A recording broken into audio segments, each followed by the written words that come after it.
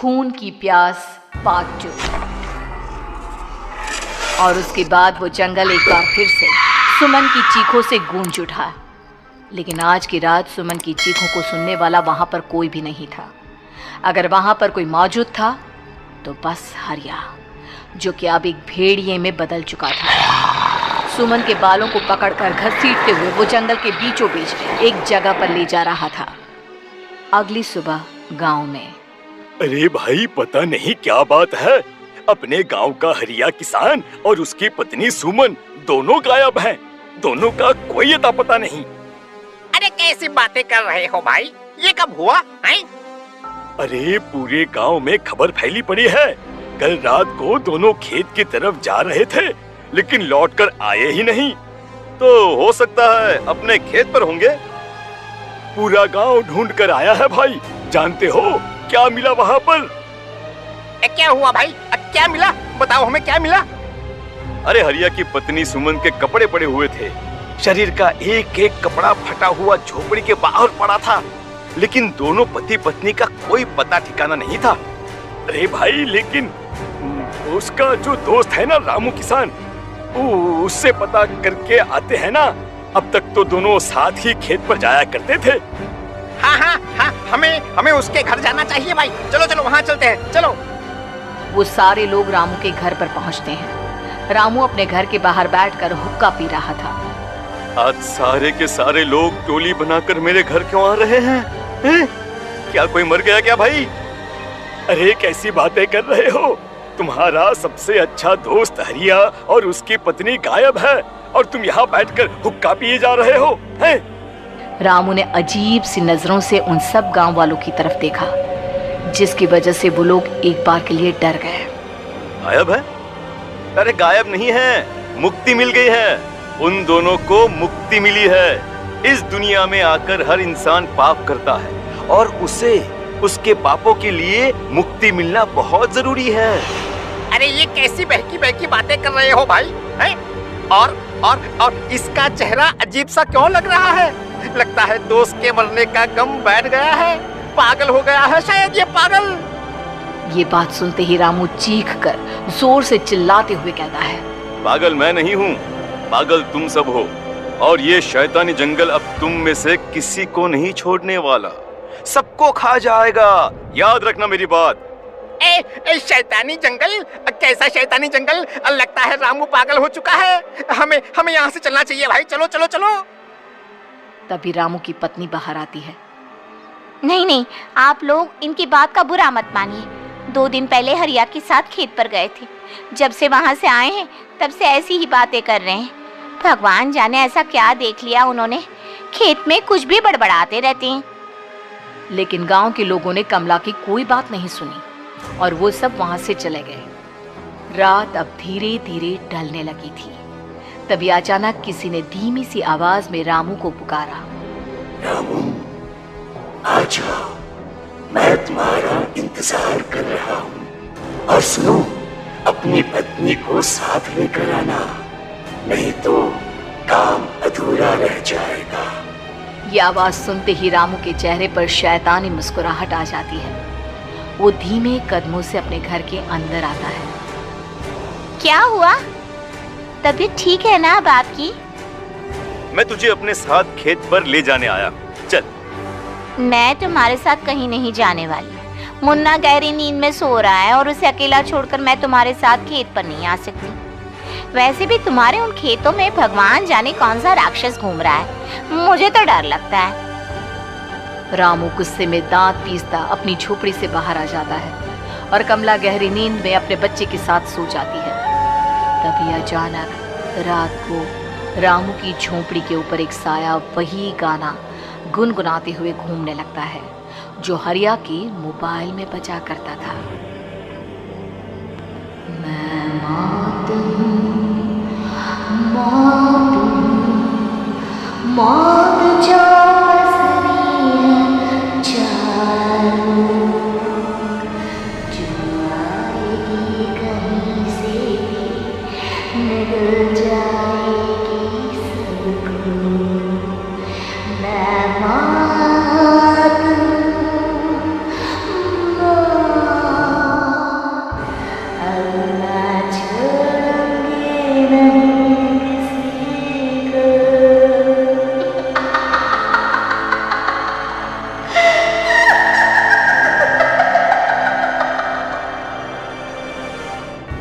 आवाज सुनकर रामू की पत्नी कमला की आंख खुलती है और वो देखती है कि उसका मुन्ना अपनी जगह से गायब था। कमला चीखते हुए बाहर दौड़ कर आती है। वहां पर उसने देखा कि रामू ने अपने बच्चे को झोपड़ी के बाहर एक पेड़ से उल्टा लटकाया हुआ था और उसका बच्चा चीख चीख कर रो रहा था। वहीं दूसरी तरफ एक साया बच्चे के ठीक नीचे आग जलाकर उसके चारों तरफ हैवानों की तरफ नाच रहा था। छोड़ दो मेरे बच्चे को। अरे क्या कर रहे हो तुम? शर्म नहीं आती तुम्हें अपने ही बच्चे को इस तरह मौत के हवाले करते हुए? अपना बच्चा? किसने कहा ये मेरा बच्चा है? अरे ये तो उस रामू की औलाद है, इस गांव के किसान रामू की, और मेरी दुश्मनी इस गांव के हर इंसान के साथ है। क्या कैसी बात कर रहे हो तुम? और ये औरत कौन है? ये मेरे बच्चे को खा जाएगी। तभी अचानक से उस साया ने एक बेहद खतरनाक दिखने वाली औरत का रूप ले लिया और उसकी आंखों से आग निकल रही थी। सही पहचाना तूने, मैं तेरे बच्चे को खा जाऊंगी। अगर तू अपनी इस हैवान पति रामू के साथ जंगल नहीं आई, मैं तेरे बच्चे को खा जाऊंगी। लेकिन क्यों? आखिर क्या चाहती हो तुम मुझसे? मुझे जंगल क्यों ले जाना चाहती हो? औरत बुरी तरह से ठहाके मार मार कर जोर जोर से हंसने लगी और साथ में, ये तो तुझे वहाँ चलने के बाद ही पता चलेगा ना। अगर तू नहीं आई तो थोड़ी देर में तेरा ये बच्चा आग में जलकर मर जाएगा। चल जल्दी। नहीं नहीं, मेरे बच्चे को छोड़ दो। तुम जहाँ कहोगे मैं तुम्हारे साथ चलने के लिए तैयार हूँ। और उसके बाद उस बच्चे को झोपड़ी में लिटाकर आगे आगे वो साया चल रहा था और उसके पीछे पीछे रामू अपनी पत्नी के बाल पकड़कर उसे घसीटते हुए जंगल की तरफ ले गया। जंगल में जाने के बाद, इतनी खूबसूरत, आज की रात बस तुम और मैं एक दूसरे के साथ रहेंगे। मुझे तुमसे बहुत डर लग रहा है। तुम्हें क्या हो गया है? तुम तो बिल्कुल ठीक थे। वो होगा जो हमारे बीच होना चाहिए।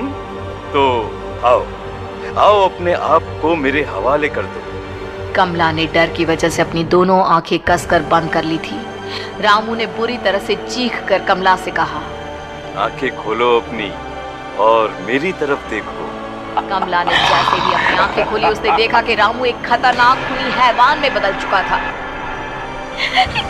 कौन हो तुम? जाने दो मुझे। क्या चाहते हो मुझसे? वही जो एक आदमी एक औरत से चाहता है। मैं तुम्हारा पति रामू नहीं, बल्कि इस जंगल का एक भेड़िया हूँ, और आज की रात तुम्हारे खून से अपनी प्यास बुझा जाऊं। और उसके बाद वो जंगल कमला की दर्दनाक चीखों से गूंज उठा। अगली सुबह कमला के कपड़े भी जंगल में उसी तरह पाए गए जैसे कि सुमन के पाए गए थे। इस घटना के बाद पूरे गांव में दहशत का माहौल था।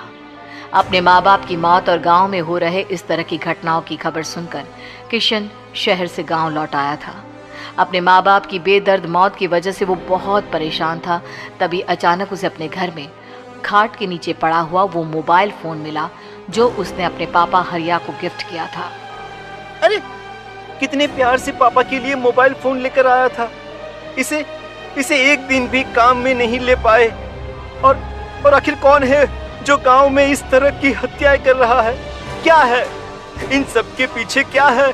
मुझे पता करना ही होगा, वरना एक दिन पूरा का पूरा गांव खाली हो जाएगा। इस गांव में एक भी जिंदा इंसान नहीं बचेगा। गांव के लोगों की मदद करने के इरादे से किशन अपने गांव से दूर एक दूसरे गांव में बहुत बड़े तांत्रिक के पास मिलने के लिए गया। तांत्रिक बाबा, अब आप ही कुछ उपाय बता सकते हैं। भगवान जाने हमारे गांव को किसकी नजर लग गई है। नजर नहीं लगी है, किसी ने तुम्हारे गांव को बद्दुआ दी है। किसी सताई हुई आत्मा का प्रकोप है और अब वो पूरे गांव में किसी को नहीं छोड़ेगी जब तक उसकी आत्मा को शांति नहीं मिल जाती। अरे लेकिन ऐसा कौन है बाबा? किसकी आत्मा है और कैसे मिलेगी उसे शांति? मौत है, मौत कहीं से भी आएगी और सबको निगल जाएगी। इससे बचने का सिर्फ एक ही उपाय है, लेकिन उस उपाय को करना आसान नहीं होगा। जो भी उस उपाय को करने की कोशिश करेगा उसकी जान जा सकती है। भले ही मेरी जान चली जाए, लेकिन मैं अपने गांव के लोगों की जान बचाने की पूरी कोशिश करूंगा बाबा। तो ठीक है फिर, अगली अमावस की रात जैसा मैं कहता हूँ वैसा ही करना।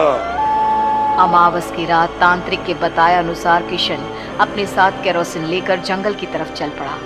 उसके हाथ में देवी के मंदिर का सिंदूर भी था। किशन जंगल के बीचों बीच पहुंचा। ये देखकर उसकी आंखें फटी की फटी रह गई। वहां एक उबलते पानी का तालाब था और कई लोगों की लाश लटक रही थी। किशन के माँ बाप की लाश भी वहीं थी। माँ, बापू, क्या हो गया? ये क्या हो गया? तभी वहां पर एक औरत और आदमी आते हैं। उन्हें देखकर किशन चौंक जाता है। गोपाल काका, आपकी तो 5 साल पहले मौत हो गई थी। और निर्मला काकी, आप? मौत तो हो गई थी, लेकिन तुम ये नहीं जानते कि हमारी मौत कैसे हुई थी। क्या कहना चाहते हैं आप? कुछ नहीं, बस ये जान लो कि अब इस गांव में कोई जिंदा नहीं बचेगा। लेकिन क्यों काकी? क्योंकि 5 साल पहले इन गांव वालों ने मुझे डायन बताकर पत्थर मार मार के मार डाला। मेरी कोई गलती नहीं थी। गांव का एक बच्चा क्या लापता हुआ, सारा इल्जाम मेरी पत्नी पे डाल दिया। और जब मैंने निर्मला की जान बचाने की कोशिश की तो मुझे भी मार डाला। आपके साथ ये बहुत गलत हुआ काकी, लेकिन आप जो कर रहे हैं वो भी सही नहीं है ना? तुम यहाँ से चले जाओ वरना तुम भी नहीं बचोगे। हमारी आत्मा पिछले 5 साल से मुक्ति के लिए भटक रही है। चले जाओ यहाँ से। मौका देखकर किशन सिंदूर उन दोनों के ऊपर डाल देता है। उनका शरीर जलने लगता है और वो भयानक तरीके से चिल्लाने लगते हैं।